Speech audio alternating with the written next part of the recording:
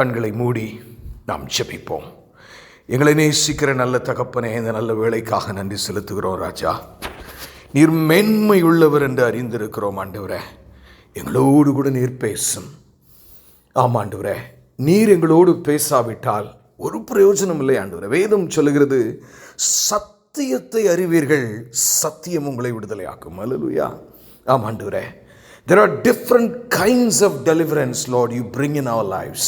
எங்களுடைய வாழ்க்கையிலே வித்தியாச விதமாக எங்களை மீட்கிறவராய் இருக்கிறீர். பரிசுத்த ஆவியானவரை கொண்டு நீர் மீட்கிறீர்.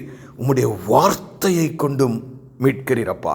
உம்முடைய வார்த்தையை எந்த அளவிற்கு புரிந்து கொள்ளுகிறோமோ அந்த அளவிற்கு நாங்கள் உம்மை புரிந்து கொள்ளுகிறோம் அப்பா. எங்களுக்கு உதவி செய்யும். எங்களுடைய இருதய கண்களை திறந்தருளும்.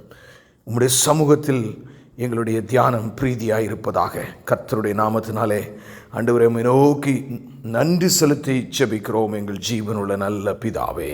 ஆமென், ஆமென். பிரியமானவர்களே, நம்ம முக்கியமான ஒரு தலைப்பில் நேற்று பார்த்தோம் இல்லையா? It was a very very practical thing. ஏன்னா நிறைய நேரங்களிலே இன்னும் நமக்கு எப்படி ஜெபத்திற்கு முக்கியத்துவம் கொடுக்க வேண்டும் என்று தெரியவில்லை. ஆகவே இன்றைக்கு நேற்று வந்தவர்களுக்கு அந்த செய்தியினுடைய தலைப்பு உங்களுக்கு சரியாய் தெரிந்திருக்கும். த பிளஸட் ப்ரேயர் ஸ்டெப்ஸ், ஆசீர்வாதமான ஜெபப்படிகள். அப்போ நீங்கள் அப்படி சொன்ன உடனே நான் நேற்றும் சொன்னேன், இன்றும் சொல்லுகிறேன், இந்த செய்தி வருகிற ஒவ்வொரு நாளும் சொல்லுவேன், இதுதான் பாட்டன் போல, இந்த பாட்டனில் தான் ஜெபிக்கணும் அப்படி நான் சொல்லவே இல்லை. பிரியமானவர்களே, ஒரு தனி மனிதனும் பரிசுத்த ஆவியானவரும் இணைந்து செயல்படும் பொழுது 1000 கோடி வித்தியாசமான வழிகளிலே காரியங்கள் நடப்பிக்கப்படும். நான் சொல்லுகிற காரியமெல்லாம் நீங்கள் ஒரு முக்கியமான காரியத்திற்காக ஜெபிக்கும் பொழுது உங்களுடைய ஜெபத்தின் முக்கியத்துவங்கள் எப்படி இருக்க வேண்டும் என்பதை குறித்து நான் உங்களோடு கர்த்தருடைய ஆவியானவரின் மூலமாக பேசிக் கொண்டிருக்கிறார். ஆமென். காரணம், இன்றைக்கு யாருக்கு எப்படியோ தெரியவில்லை, ஆனால் சபையிலே இருக்கிற நம்முடைய விசுவாசிகளாகிய நமக்கு தேவன் எவ்வளவு பெரியவர், அவர் முன்பதாக நாம் எப்படி நிற்க வேண்டும் என்பதை நாம் மறந்துவிட்டோம். ஏன்னா நம்மளை அறியாமலேயே நாம் அவருடைய பிள்ளை, நாம் அவர் நமக்காக ரத்தம் சிந்தி இருக்கிறார், நாம் அவருடைய ஊழியத்தை செய்கிறோம் என்று ஒரு 2-3 ஊழியத்தை செய்து விட்ட உடனே நாம் எவ்வளவோ இயேசு கிறிஸ்து மேலே கை கோர்த்துட்டு வாங்கப்பா போவோம் அப்படின்னு நிற்பது போல் நாம் நினைக்கிறோம். பிரியமானவர்களே, நான் ஏற்கனவே சொன்னதான் இன்றைக்கும் சொல்கிறேன். இதை நீங்கள் சரியாக புரிந்து கொள்ள வேண்டுமானால் தேவன் எவ்வளவு பெரியவர் என்று நீங்கள் தியானிக்க வேண்டும். நான் இந்த காலங்களில் அதைத்தான் தியானித்துக் கொண்டேன். How great is God. Hallelujah.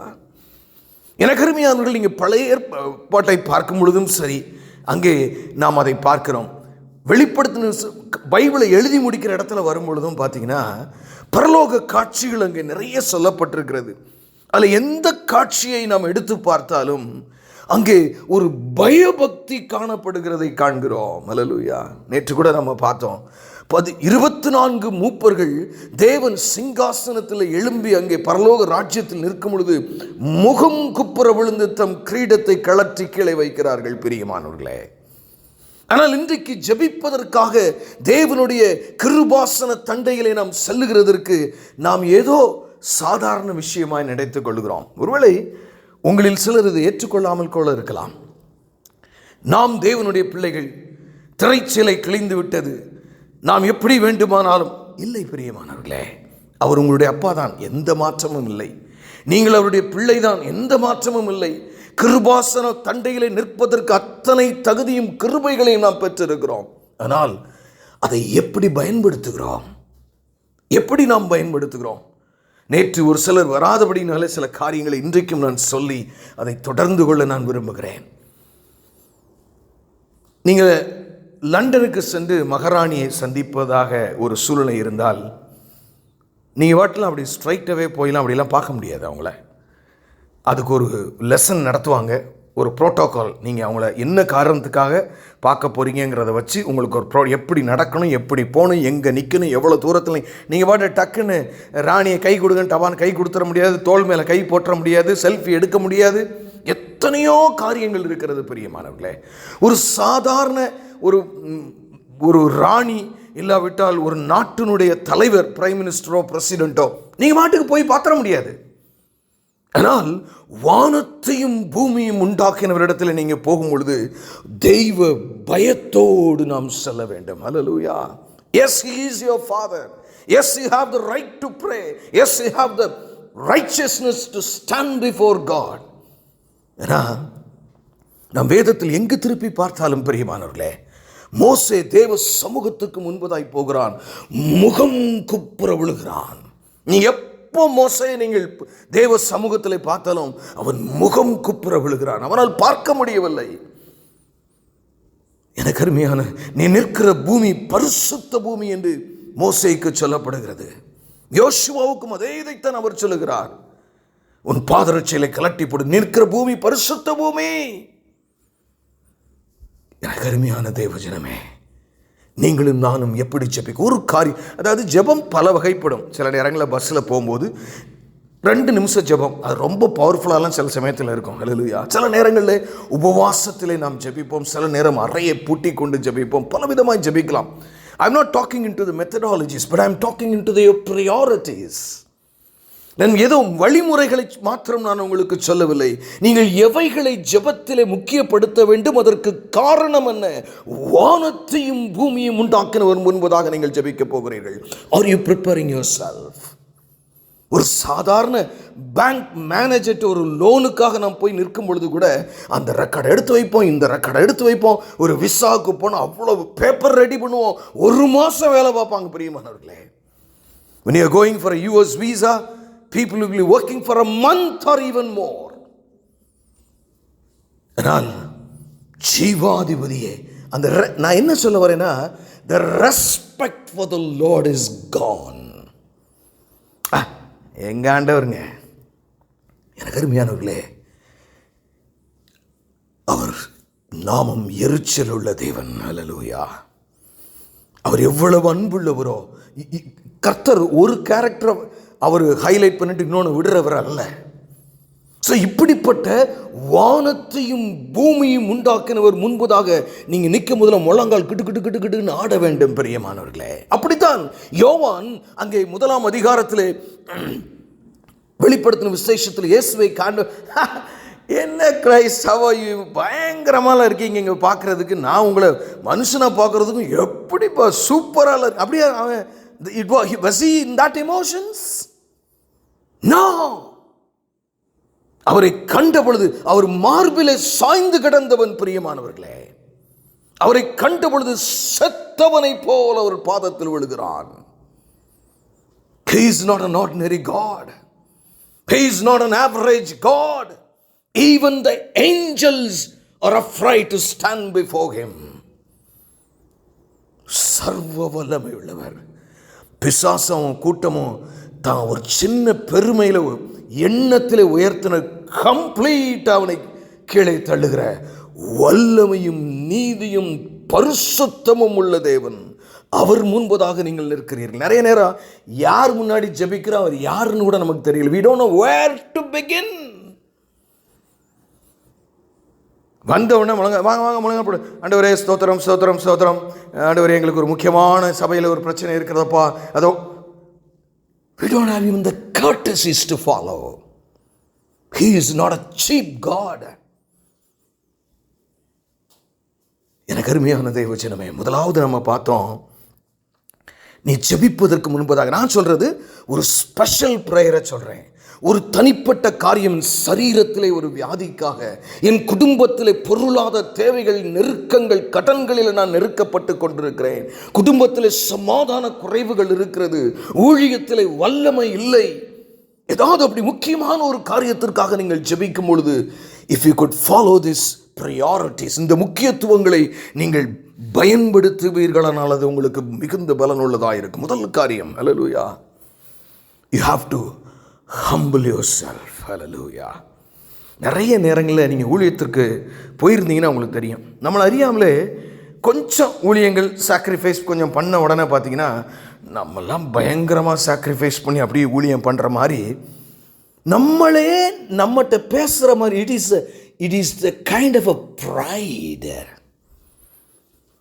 ஆமென். நான்லாம் 40 வருஷமாக ரட்சிக்கப்பட்டவன், நான்லாம் எப்படி இந்த சபையில் அப்படி, அந்த ஊழியத்தில் இப்படி, எங்க ஊழியத்தில் அங்க அப்படி, ஆல் ப்ரைடு. இன்னைக்கு நிறைய பேர் பார்த்தீங்கன்னா இயேசு கிறிஸ்துவே போதுண்டா அந்த ஊழியத்தை நீ நிப்பாட்டு, நான் வேற ஒரு பாதையில் அனுப்புறாலும் நிப்பாட்ட மாட்டாங்க. இன்னைக்கு they want to go. It has become a business like these days. எல்லாத்துக்கும் காரணம் அவர் யார் என்பதை நமக்கு தெரியவில்லை. அதனால தான் என்னமோ நிறைய நம்ம ஜபங்கள் கேட்கப்படவில்லையோ நான் அறியேன். பிரியமானவர்களே, are you preparing your self to pray? எனக்கு அருமையான தேவஜனமே, முதல் காரியம் நீங்கள் என்ன செய்யணும்? அவர் சமூகத்திலே உங்களை தாழ்த்து, take time to humble yourself. எடுத்தோம் கவுத்தோன்னு ஜெபிக்காதீங்க என்னைக்குமே. ஹல்லேலூயா. He is not an ordinary God. Again and again I'm telling you, 20 லட்சம் ஜனங்களை தண்ணீரில் வழி காட்டுகிற தேவன் ஐயா. ஒருவரும் எதிர்பார்க்கவில்லை தண்ணீருக்குள் 20 லட்சம் ஜனங்களுக்கு, இஸ்ரவேல் ஜனங்களுக்கு வழி இருக்கும் என்று. ஆச்சரியமான தேவர் அவர். உங்கள் ஜெபத்தை கேட்க வேண்டுமா? Listen to what the Spirit of the Lord is saying. First of all, humble yourself. ஆண்டவரே, நான் ஒன்றுமில்லாதவன், நான் எந்த தகுதியும் என்னிடத்தில் இல்லையப்பா. உம்முடைய குமாரனுடைய ரத்தம் என்மேல் இருப்பதை தவிர எனக்கு எந்த தகுதியும் இல்லை. என்னை தாழ்த்துகிறேன். நான் ஒரு பாவியான மனுஷன். உம்முடைய இரக்கங்களினாலே நான் நிற்கிறேன். என்னை தாழ்த்துகிறேன் என்று take time to humble yourself. ஏன்னா ஸ்லைட்டஸ்ட் ப்ரைடு உங்கள் கேரக்டரில் இருந்தால் கூட you will be at utter failure, I tell you. ஆமென், ஆமென். பிரியமானவர்களே, ஆமென். தாழ்த்தாத ஜெபம் வல்லமையான பதிலை கொண்டு வர முடியாது. ஹல்லேலூயா. So whenever you are praying, you should humble yourself. அதை நம்ம டீட்டெயிலாக பார்த்தோம். ஒருவேளை அதை இன்னும் ஆழமாக தெரிந்து கொள்ள வேண்டும் என்றால் நீங்கள் நேற்றைய செய்தியை நீங்கள் கேட்டால் அது மிக உங்களுக்கு பிரயோஜனமாக இருக்கும். ஏன்னா அந்த வசனத்தை கூட வாசிக்கிறேன். since many of you has come for the first time. 1 பேதுரு 5ஆம் அதிகாரம், ஆமென், 5ஆம் வசனம் எவ்வளவு தெளிவாக இருக்குன்னு பாருங்கள். வாசிக்கும் போதே பயமாக இருக்குங்க. அந்தப்படியே இளைஞரே, மூப்பருக்கு கீழ்ப்படியுங்கள். நீங்கள் எல்லோரும் ஒருவருக்கொருவர் கீழ்ப்படிந்து மனத்தாழ்மையை அணிந்து கொள்ளுங்கள். எப்படி? ட்ரெஸ்ஸு மாதிரி உன்னை கிறிஸ்து பார்க்கும் பொழுது, பிதா பார்க்கும் பொழுது தாழ்மையின் உடை உன்னிடத்தில் காணப்பட வேண்டும். ஹல்லேலூயா. தாழ்மை என்னச்சுன்னா அணிந்து கொள்ள வேண்டுமா? எப்பொழுதுமே நம்ம ட்ரெஸ் மாதிரி நம்ம மேலே இருக்கணும். அணிந்து கொள்ள வேண்டும். யாராவது ஒருத்தர் நீங்கள் சொல்லலாம், எனக்கு அந்த தாழ்மை ஃபுல்லாக வரமாட்டேங்குதே பிரதர், என்ன செய்யணும்? The only way is to humble yourself and pray. Ask God. எது உங்கள்கிட்ட இல்லையோ அதை கர்த்தர்கிட்ட தான் கேட்கணும், வேறு வழியே கிடையாது. பிரியமானவர்களே, அந்த வசனத்தினுடைய அடுத்த பகுதியை பார்த்தீங்களா? ரொம்ப ஆச்சரியமாக இருக்கும். ஆமென். மனத்தாழ்மை அழிந்து கொள்ளுங்கள். பெருமையுள்ளவர்களுக்கு தேவன் எதிர்த்து நிற்கிறார், தாழ்மையுள்ளவர்களுக்கோ கிருபை அளிக்கிறார்.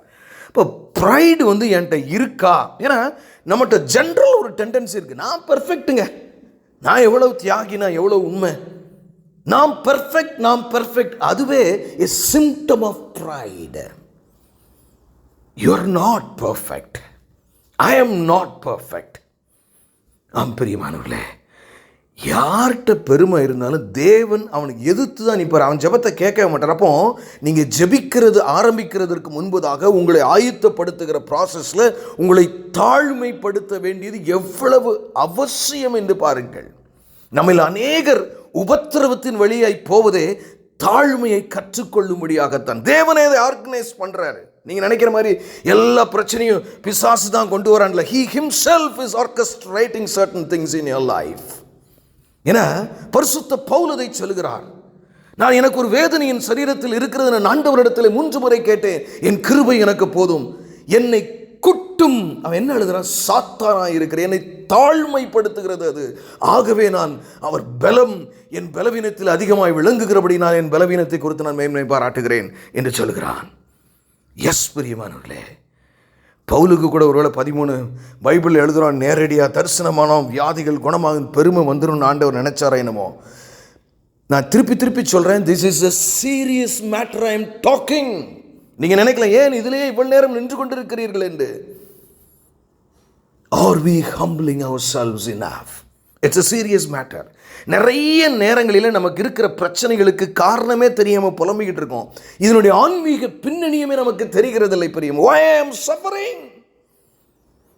We think somebody, some satanic forces or God is against us. Not necessarily. Because I am imperfect. எனக்கு வந்து தாழ்மை இல்லாதபடினாலே. அடுத்த காரியம் பார்த்தோம், ஜெபத்தில் நீங்கள் வந்து ask for the forgiveness of sin. அதாவது இந்த பாவ மன்னிப்புன்னு கேட்குற வழக்கமே இன்னைக்கு இல்லைங்க. நிறைய பேர்கிட்ட போய் பாருங்கள், நீங்கள் உங்கள் என் பாவம் தான் ஏற்கனவே சிலுவையில் எல்லாம் மன்னிக்கப்பட்டாச்சு, நான் எதுக்குங்க பாவம் அறிக்கை செய்யணும் அப்படி சொல்கிறாள்லாம் உண்டு. ஆனால் வேதம் அப்படி சொல்லலைங்க. ஹல்லேலூயா. ஆமாம், அவர் உங்கள் பாவத்தெல்லாம் சிலுவையில் ஏற்கனவே எல்லாம் மன்னிச்சிட்டாரு, அதனால நீங்கள் பாட்டுக்கு போங்கப்பா, ஒன்றும் பிரச்சனை இல்லை அப்படின்னு பைபிள் அப்படி எழுதியிருக்கவே மாட்டாங்கங்க. ஹல்லேலூயா. 1 யோவானில் நாம் வாசிக்கிறோம் அல்லவா? ஹல்லேலூயா. ஆமேன், ஆமேன். நம்முடைய பாவங்களை நாம் அறிக்கையிட்டால், 1 யோவான் 1:9, பாவங்களை நமக்கு மன்னித்து எல்லோ அநியாயத்தையும் நீக்கி நம்மை சுத்திகரிப்பதற்கு அவர் உண்மையும் நீதியும் உள்ளவராயிருக்கிறார். அல்லேலூயா. பாவத்தை அறிக்கையிட்டால், நிறைய நேரங்களில் பார்த்தா, ஆண்டவரே என்னுடைய பாவங்களை எல்லாம் மன்னியுமப்பா, இதெல்லாம் பாவ மன்னிப்பே கிடையாதுங்க. யார் சொன்னா உங்களுக்கு பாவ மன்னிப்புன்னு? When you commit sin in your body, it is a serious matter. உங்களுக்கு சீரியஸ் இல்லையா? கர்த்தருக்கு சீரியஸ். ஏன்னா நீங்கள் பாவத்தில் நிறைந்து ஒவ்வொரு லேயரை, ஒரு தூசி வீட்டுக்குள்ளே ஃபுல்லாக இருந்து அதை க்ளீன் பண்ணாமல் நம்ம போய் உள்ளே உட்கார முடியாது. அப்படி தான் பிரியமானவர்களே ஆவிக்குரிய வாழ்க்கையிலையும். அப்போ ஒரு தவறு செய்தால் அதை நீங்கள் எழுதி வைத்து, இல்லாவிட்டால் மனதில் வைத்து, தேவ சமூகத்திலே அந்த பர்டிகுலர் பச்சையான பாவத்தை சொல்லி கேட்பது தான் தாழ்மை. நம்ம அதெல்லாம் சொல்கிறதே இல்லை. ஆண்டவரே எல்லா பாவத்தையும் எனக்கு மன்னிங்க ஆண்டவரே, என்னுடைய பாவங்கள் ஏதாயிலும் இருக்குமானால் மன்னிங்க ஆண்டவரே. Don't babble in prayers. அதனால தான் ஆண்டவர் உங்களுக்கு அலப்பாதிருங்கள் இருக்கு வேதத்தில். உங்கள் வெறும் வார்த்தையினாலே உங்கள் ஜெபத்திலே அலப்பாதிருங்கள். You should know to whom you are addressing to. சாதாரணமானவர் அல்ல பிரியமானவர்களே. அப்போ நம்ம எப்படி செய்யணும்? நம்முடைய பாவங்களை நாம் அறிக்கையிட்டால், அதை நம்ம 2வது பார்த்தோம். அப்புறம் ஃபஸ்ட்டு ப்ரொசீஜர் என்ன? ஒரு ஆப்ரேஷன் ப்ரொசீஜர் மாதிரி humble your self. Second, you should take time. அதுக்கு நான் ஏற்கனவே உங்கள்கிட்ட சொன்னேன், ஒரு பாவம் வரதான் செய்யும் வாழ்க்கையில். திடீர்னு ஒரு பொய் சொல்லிடுவீங்க, திடீர்னு ஒரு இச்சை வந்துடும், திடீர்னு ஒரு உலக ஆசை வந்துடும், திடீர்னு ஒரு பெருமை வந்துடும். ஆனால் அது வாட்டுக்கு இருந்துட்டு போகுது ஒரு பக்கம், நம்ம ஒரு பக்கம் வாழ்வோம். அப்படி வாழ்வது கிறிஸ்தவ வாழ்க்கை அல்ல. அதை டீல் பண்ணணும். அல்லேலூயா. கொத்தி உரம் போடணும், இல்லைன்னா 4வது வருஷத்தில் கட் பண்ணிடுவாரான். அல்லேலூயா. அப்போ எப்படி இருக்க வேண்டும் என்றால், நம்முடைய பாவங்களை நான் நேற்று சொன்னேன், நான் திருப்பியும் சொல்கிறேன், அந்த ஸ்பாட்டில் ஒரு மன்னிப்பு கேட்கணும் நம்ம. ஏன்னா நேரம் நம்ம ட்ரெயினில் போய்கிட்டு இருப்போம், ஃப்ளைட்டில் போய்கிட்டு இருப்போம், இல்லை சைக்கிளில் போய்கிட்டு இருப்போம். என்ன பண்ணிடணும்? 2வது, அன்றைக்கி நைட்டு உட்காந்து படுக்கிறதுக்கு முன்னாடி, எப்படி கேவலம், இவ்வளோ ஒரு உலக ஆசை எனக்குள்ளே இருந்துச்சேப்பா, எப்படி நான் இப்படி கோவப்பட்டேன். Take it serious. இந்த பிரச்சனை வந்து ஒரு பெரிய பிரச்சனை. தேவ சமூகத்திற்கு அந்த பாவத்தை நீங்கள் எடுத்து செல்ல வேண்டும் பிரியமானவர்களே. ஆண்டவரே, எனக்கும் உமக்கும் சொந்தமான இந்த சரீரத்தில் நீர் விரும்பாததும் நான் விரும்பாத ஒன்றும் எனக்கு இங்கே தென்படுகிறது. அப்போ அப்படி நைட்டு, அதுக்கப்புறம் இந்த மாதிரி முக்கியமான சில டெலிவரன்ஸுக்காக நம்ம ஜெபிக்க வரும் பொழுதும் அந்த பாவ அறிக்கை சொல்லுகிறது மிக முக்கியமான காரியம். சில நேரங்கள் பார்த்தா சிலருக்கு ஒரு சில வீக்னஸ் இருக்கும். அந்த கோவப்படுறது, பெருமையாக இருக்கிறது. அல்லேலூயா. அப்படி பல சிலருக்கு வந்து பார்த்தா ரிப்பீட்டடாக, நான் சொன்னேன், நம்ம பார்த்தீங்கன்னா கல்யாண வீட்டுக்கு போனால் நான் தான் மாப்பிள்ளையாக இருக்கணும், செத்த வீட்டுக்கு போனால் நான் தான் சடம் டெட் பாடியாக இருக்கணுங்கிற மாதிரி இட்ஸ் அ மைண்ட் செட். இது வந்து ரீஅக்கரிங் ப்ராசஸில் இருக்கும்.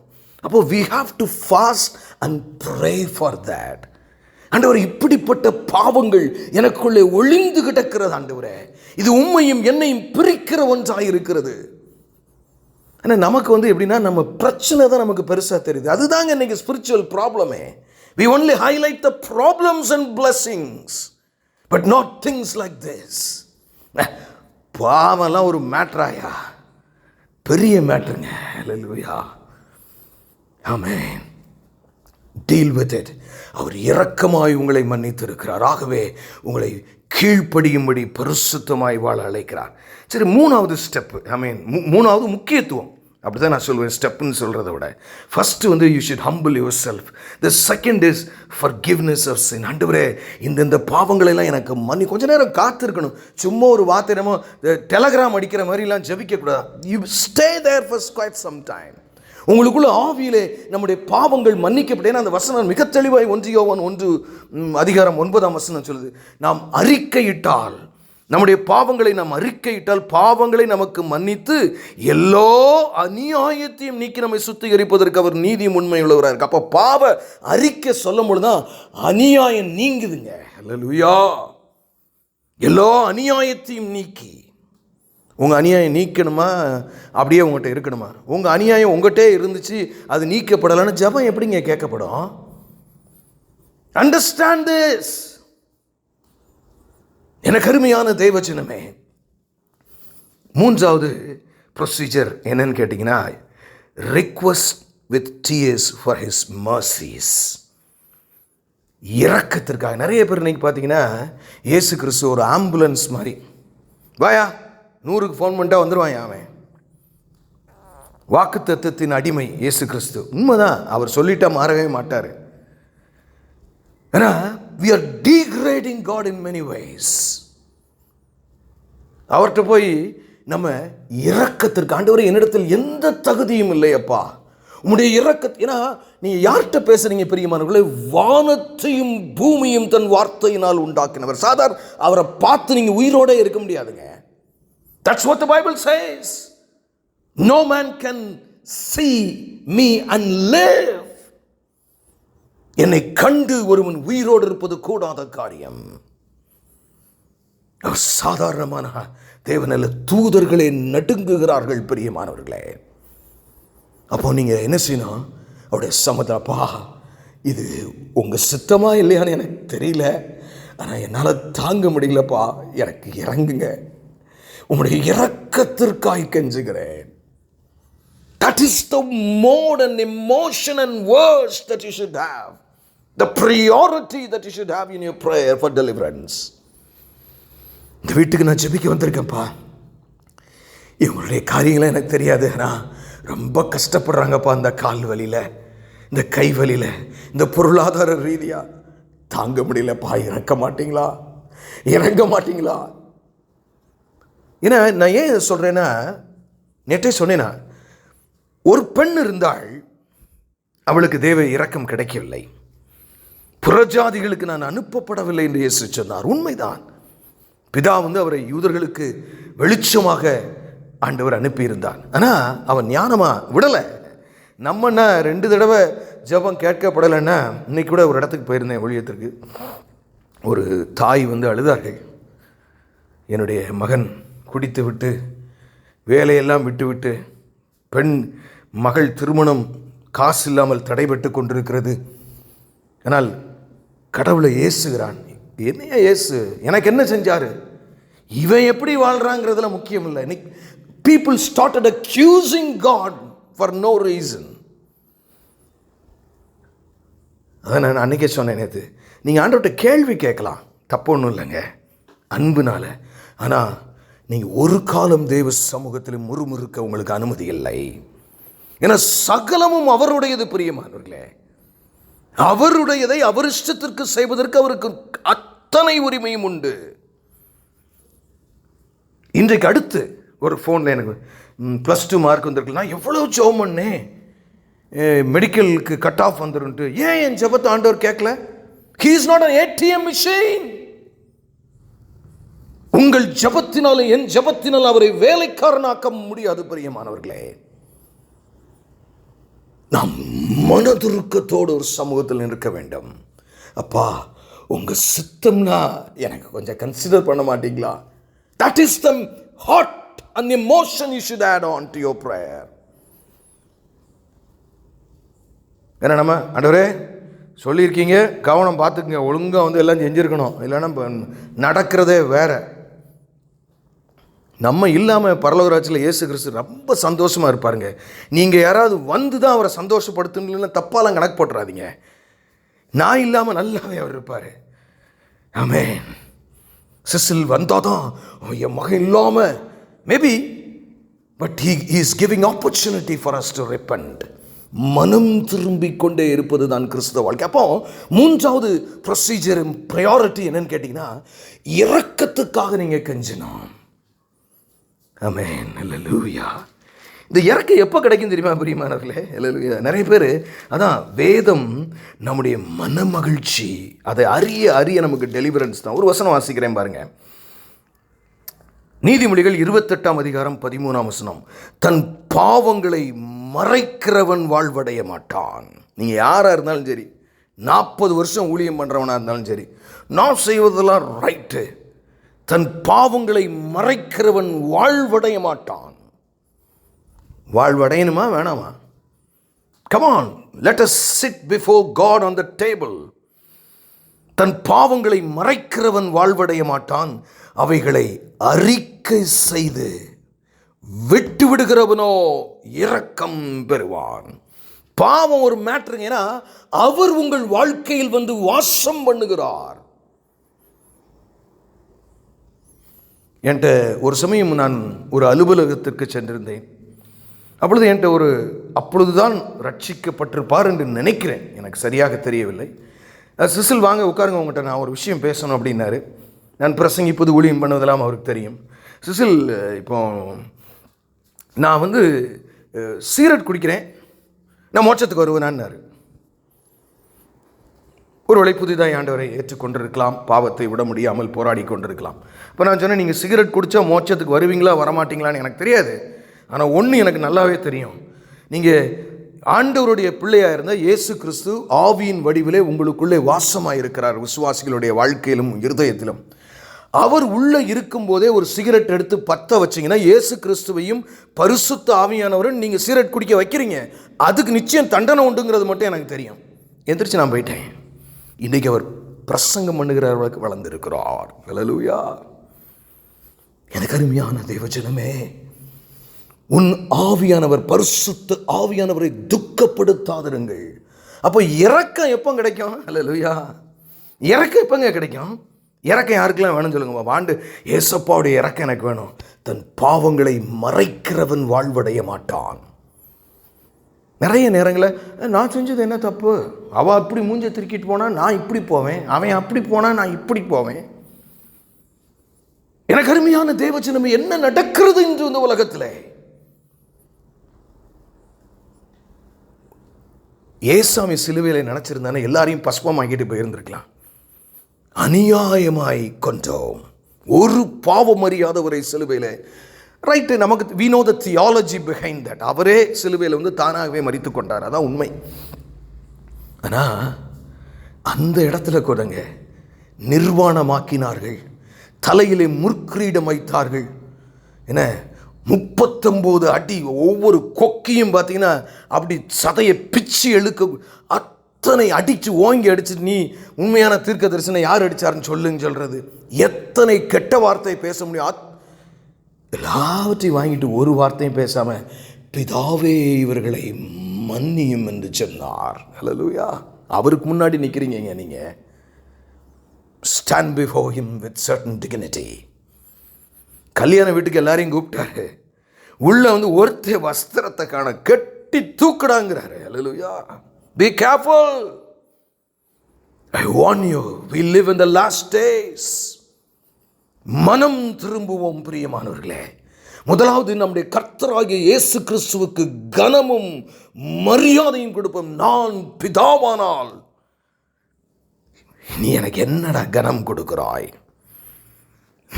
கழுதை கூட எஜமானுடைய முன்னணி அறியுமா? ஹல்லேலூயா. அப்போ இறக்க எப்போ கிடைக்குமா? தன் பாவங்களை அறிக்கை செய்து விட்டு விடுகிறவன் எவனோ. பாவம் அவ்வளோ சீரியஸ் மேட்டருங்க. ஏன்னா நான் உனக்குள்ளே வாழுகிறேன், நீ உள்ள கொண்டு போய் பாவத்தை வைத்துக் கொண்டிருந்தால் என்னை அவமதிக்கிறாய். நீங்கள் பார்த்துருப்பீங்க அந்த ஆல்டர் வந்து எப்படி இருக்கணும்னு சொல்லி, நிர்வாணத்தோடு அதில் கிராஸ் பண்ணாதங்கிறாரு, உன் நிர்வாணத்தில் படக்கூடாதுங்கிறாரு. ஏனைய ஆய்வுகள் எல்லாம் சொல்லப்பட்டிருக்கின்றன. ஜாக்கிரதை. நான் பழைய ஏற்பாட்டில் காலத்தில் தான் அப்படி இருக்கிறது. புதிய ஏற்பாட்டில் ஒருத்தன் காணிக்கையில் ஒரு சின்ன அவன் காணிக்கை தான் லைட்டாக ஒழிச்சு வச்சான், 2 பேருமே செத்து போயிட்டாங்க. ஹல்லேலூயா. யூதாஸ் காரியத்தை நாண்டு கொண்டு செத்தான். அப்போ சின் இஸ், நம்ம இன்னைக்கு திருச்சபையிலேருந்து சின் எல்லாம் ஒன்றும் இல்லைங்க, போங்கங்க எல்லாம். நீங்கள் அது இன்னும் இப்போ நிறைய பேர் ஆரம்பிச்சிட்டேன், நீ எவ்வளோ நாளும் பாவம் பண்ணு, யூ ஆர் லாக்ட் இன். பைபிளை வாசிக்க தெரியாதவர்கள் பிரியமானவர்களே, எத்தனை கட்டளை இயேசு கிறிஸ்து பைபிளில் பார்த்தீங்கன்னா புதிய ஏற்பாட்டில் கிட்டத்தட்ட 1800 சொச்சம் கட்டளைகள் இருக்கு. பழைய ஏற்பாட்டில் மோசே கொடுத்து 613. நான் உங்கள் கிரியை நிமித்தம் நீங்கள் மோட்சத்திற்கு வருவீர்கள் என நான் ஒரு காலம் பிரசங்கிப்பதில்லை. நீங்கள் இலவசமாய் ரட்சிக்கப்பட்டிருக்கிறபடினால் அவர் முன்பதாக ஜெபிக்க வரும்பொழுது நீங்கள் பயபக்தியோடு காணப்பட வேண்டும் என்பதை இன்றைய ஆலோசனை. அப்போ நம்ம என்ன செய்யணும்?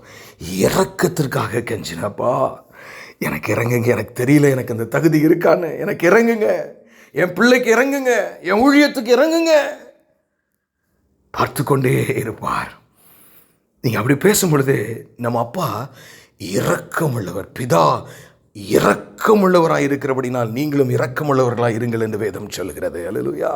அவருடைய காட்ஸ் கேரக்டரே அவர் இரக்கமுள்ள தேவன். அப்போ நீங்கள் என்ன செய்யணும்? இரக்கத்திற்காக கெஞ்ச வேண்டும். பிரியமா, இன்னொரு வசனத்தை நான் உங்களுக்கு வாசித்து காட்டுகிறேன். அல்லேலூயா. ஆமென். ஏசாயா தீர்க்கதரிசியின் புஸ்தகம் 30ஆம் அதிகாரம். அல்லேலூயா. எனக்கு அருமையான தேவஜனம், இந்த வார்த்தையை கேட்கிற நீங்கள் பாக்கியவான்கள். ஆமென். ஏசாயா தீர்க்கதரிசியின் புஸ்தகம் 30ஆம் அதிகாரம் 18ஆம் வசனம். ஆனாலும் உங்களுக்கு இறங்கும்படிக்கு கர்த்தர் காத்திருப்பார். ஏங்க, அவர் பாட்டுக்கு இறங்கிட வேண்டியதானே? கர்த்தர் பாட்டுக்கு, அவர் தானே தெய்வம், அவர்கிட்ட தானே கேட்டுக்கிட்டு இருக்கோம். அவர் இரக்கத்தை நமக்கு கொடுக்கறதுக்கு அவர் வெயிட் பண்ணிக்கிட்டு இருக்காராம், காத்துக்கிட்டு இருக்கேன். நீங்க பெர்ஃபெக்ட் ஆகணுங்க. ஹல்லேலூயா. You should become holy. அவர் இரக்கத்தை உங்களுக்கு கொடுக்கறதுக்கு அவர் காத்திருப்பாராம். ஆனாலும் உங்களுக்கு இறங்கும்படி கர்த்தர் காத்திருப்பார். இந்த பையன் இன்னைக்கு திருந்திட மாட்டானா? இந்த பையன் இன்னைக்கு அவன் மனதுருக்கத்துக்காக கெஞ்ச மாட்டானா?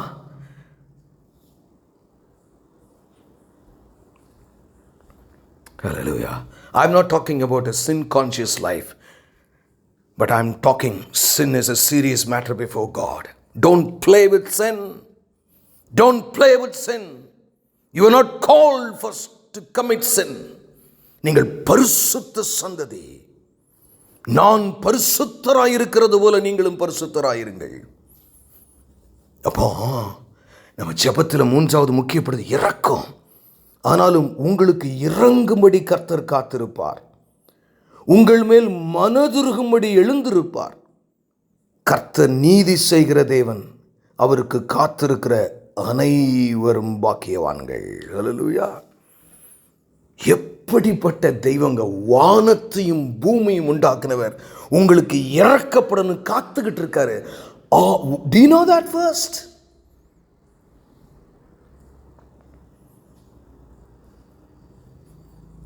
எனக்கு அருமையான தேவஜனமே, நாம் எப்படி ஜெபத்தில் முக்கியப்படுத்த வேண்டும் என்று இன்றைக்கு புதிதாக ஒரு பாயிண்ட்டும், ஆமென்,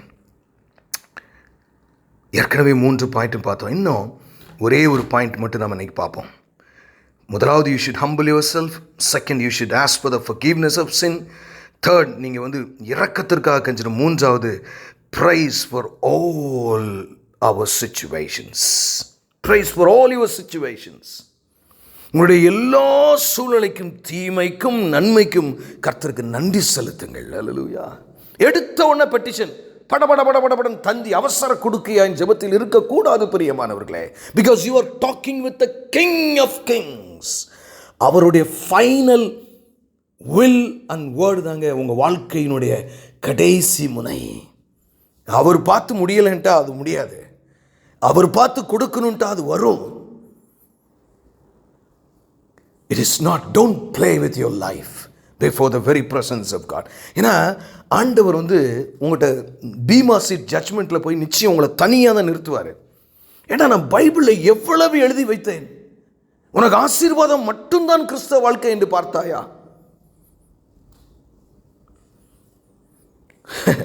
நான் வேதத்தை வாசித்துக் கொண்டிருந்தேன். ஆச்சரியமாக இருந்தது பிரியமானவர்களே.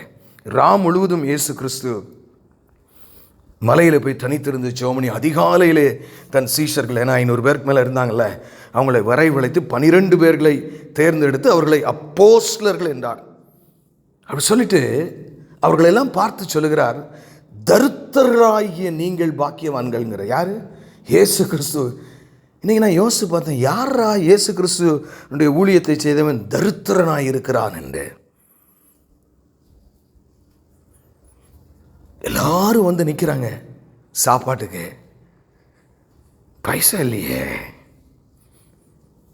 எனக்கு அருமையானவர்களே, இன்னைக்கு ஊழியமே பைசா இருந்தால் தான் ஊழியம் செய்ய முடியும் என்று தவறான போதனைகள். Without money you cannot preach. நாங்கள் அற்புத தொடர்பு ஊழியத்தின் ஆரம்பத்தில் எல்லாம் பார்த்தீங்கன்னா 4 ரூபாயை வச்சு 600 பேருக்கு சுவிசேஷம் சொல்லுவோம். 4 ரூபா தான். 2 பைக்கு டோக்கன் போடுறதுக்கு 2 ரூபா 2 ரூபா 4 ரூபா. ஏன்னா ஒரு ஹாஸ்பிட்டலுக்கு போனால் அவ்வளவு ஊழியம் செய்ய முடிந்த காலம். பவுல் அதை குறித்து எழுதுகிறார். பிரியமானவர்களே, காசு வேணும், பில்டிங் வேணும். Who wants the building? ஐயா, உன்னை ஒரு பில்டிங் ஆண்டவர் அபிஷேகம் பண்ணி என்னைக்கா பார்த்துருக்கீங்களா? God is after you. உங்களை அபிஷேகிக்க தேவன் விரும்புகிறார். உங்களை ஜெபிக்கிற வீராங்கனைகளாக மாற்ற விரும்புகிறார். ஆமென். எவ்வளவு பெரிய காரியம். அப்போ அடுத்த காரியம் என்னன்னா, ஆண்டவருக்கு 4வது காரியம், எடுத்த உடனே பெட்டிஷனை போடாமல் நீங்கள் நன்றி செலுத்துங்க. உங்களுக்கு இருக்கிற சூழ்நிலையை அப்படியே சொல்லுங்கள். நான் இதுக்கு ஒரு வசனத்தை உங்களுக்கு நான் வாசித்து காட்ட விரும்புகிறேன். ஹல்லேலூயா. பிலிப்பியரின் புஸ்தகத்திற்கு நேராக நாம் கடந்து செல்வோம். பிலிப்பியர் 4ஆம் அதிகாரம் 6ஆம் வசனம்.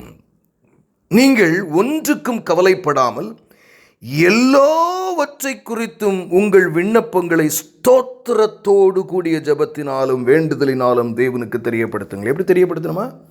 எல்லாவற்றை குறித்தும். சிலவற்றை அப்படி ஸ்க்ரீன் பண்ணிலாம் இல்லை. ஏன் அப்படி சொல்லப்பட்டிருக்குங்க? ஏங்க, நானே ஒரு வியாதியில் உட்கார்ந்துட்டு இருக்கேன், அதுக்கு போய் யாருங்க நன்றி செலுத்துவா? நான் அப்படி தான் நான்லாம் முந்தி நினச்சிருந்தேன். ஏன்னா ரோமர் 8:28 புரிந்தவர்கள் அதை புரிந்து கொள்வார்கள். உங்கள் வாழ்க்கையில், என் வாழ்க்கையில், கர்த்தருடைய பிள்ளைகள் வாழ்க்கையில் நடக்கிற அத்தனையும் நன்மைக்கு எதுவானதே என்று வேதம் சொல்லுகிறது. முதலாவது அதை உங்களால் ஏற்றுக்கொள்ள முடியுமா? Are you that much spiritual? வேதத்தில் உள்ள அத்தனை வசனங்களையும் உங்களால் விசுவாசிக்க முடியுமா? இங்கே என்ன சொல்றாரு? ஏன் அப்படி சொல்றாரு தெரியுமா? உங்களுக்கு ஒரு கருகலான சூழ்நிலை, ஆண்டவரே இந்த சூழ்நிலையை உமக்கு நன்றி, ஏதோ ஒரு நன்மைக்காக என் வாழ்க்கையில் கொண்டாந்துருக்கீங்க, எனக்கு புரியல, என்னால் தாங்க முடியல, என்னை எப்படியாவது வெளியே கொண்டு வருங்க, ஆனாலும் இதற்கு நான் நன்றி செலுத்துகிறேன்ப்பா. ஏன்னா நீங்கள் ஒரு துன்பத்திலே தேவனை, ஆண்டவரே இது என்ன என்று எனக்கு புரியவில்லை, ஆனால் ஆண்டவரின் பவுலை போல அந்த இடத்துல தேவனை மகிமைப்படுத்தும் பொழுது பிசாசனுடைய முகம் கரியப்போம், தேவனுடைய நாமம் மகிமைப்படும். பிரியமான், பாத்தியா அவனை சோதிச்சியே, அவன் என்ன சொல்றான் பாரு. ஈவன் ஃபார் தட் ப்ராப்ளம்ஸ், அந்த துக்கத்திற்கும் அவன் எனக்கு நன்றி செலுத்துகிற உண்மையுள்ள என் மகள், என் மகன். பார்த்துக்கிட்டு சும்மா இருப்பாரு. அதுக்கப்புறம் அல்லேலூயா, உடனே அடுத்த வசனத்தை வாசி, நான் உங்களுக்கு தெரியும், எல்லா புத்திக்கும் மேலான தேவ சமாதானம் இறங்கி வருவாங்க. அல்லேலூயா. காரியங்கள்லாம் நடக்கிறதுக்கு முன்னாடியே பீஸ் உங்களுக்கு வரும். உங்களுக்கு வருதா? ஜெபம் பண்ணி முடிக்கும் போது யாருக்கெல்லாம் ஜெபம் பண்ணி முடிச்ச பிறகு சமாதானமே வரலையோ, இன்னும் ரீச் ஆகலைன்னு அர்த்தங்க. whenever you pray, அந்த காரியத்தை முடிக்கும் ஒரு பெரிய சமாதானம் உங்கள் உள்ளத்தில் வந்துருச்சுன்னா உங்கள் ஜெபம் கேட்கப்பட்டாச்சுன்னு அர்த்தம். ப்ரொசீஜரலி you are okay, you are right with God. எனக்கு அருமையான தேவஜனமே, நான் என்னத்தை பிரசங்கிப்பேன்? அப்போ இதனுடைய அர்த்தம் என்ன தெரியுமா? ஏன் அப்படி சொல்றாருன்னா, நீங்கள் ஒன்றுக்கும் உன் வாழ்க்கையை என்கிட்ட கொடுத்துட்ட, நீ எதுக்குடா இன்னும் கவலைப்படுற? Why you worry? நிறைய பேருக்கு என் வாழ்க்கையை அவர்கிட்ட கொடுத்துட்டா அப்படிதாங்க. ஒரு ஃப்ளைட்டில் ஏறி உட்கார்ந்த கூட பைலட் யாருன்னே தெரியாது, முன்னாடி மூடிக்கிட்டு உட்காந்துருக்கான், அவனை கூட நம்ம நம்புகிறோம். ஒரு பஸ்ஸில் ஏறினா அவனை நம்புகிறோம், ஒரு ஆட்டோவில் ஏறினா கூட அவனை நம்புகிறாங்க, ஒழுங்கை ஓட்டி கொண்டு போயிடுவான்னு. ஆனால் வானத்தையும் பூமியையும் படைத்தவர் தன் இரத்தத்தை கொடுத்து கிரயமாய் உங்கள்கிட்ட வாங்கி உங்கள் வாழ்க்கையை தன் கைகளின் முன்னால் வைத்துக்கொண்டு உங்கள் தலையில் உள்ள மயிரெல்லாம் எண்ணப்பட்டிருக்கிறது என்று சொன்ன தேவன், அவர்கிட்ட வாழ்க்கையை கொடுத்துட்டு இன்னும் கவலைப்படுகிறோமே, இது நியாயமா?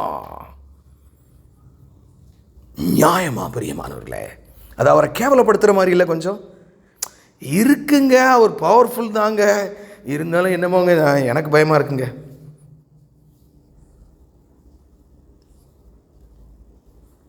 What I'm preaching is not easy, I know that.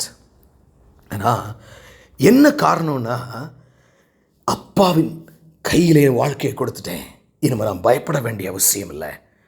அப்போ ஜெபிக்கிறதுக்கான 4வது ப்ரொசீஜர் என்ன தெரியுமா பிரியமானவர்களே? நீங்கள் தேவனை துதித்து கொண்டே இருக்க வேண்டும் கொஞ்ச நேரம். அல்லேலூயா, ஆமென். அந்நிய பாஷைக்கெல்லாம் நான் கீழே வருவேன். There are many points that I need to share on this. Keep praising God. Thank Him for the day. நன்றி உள்ளவர்.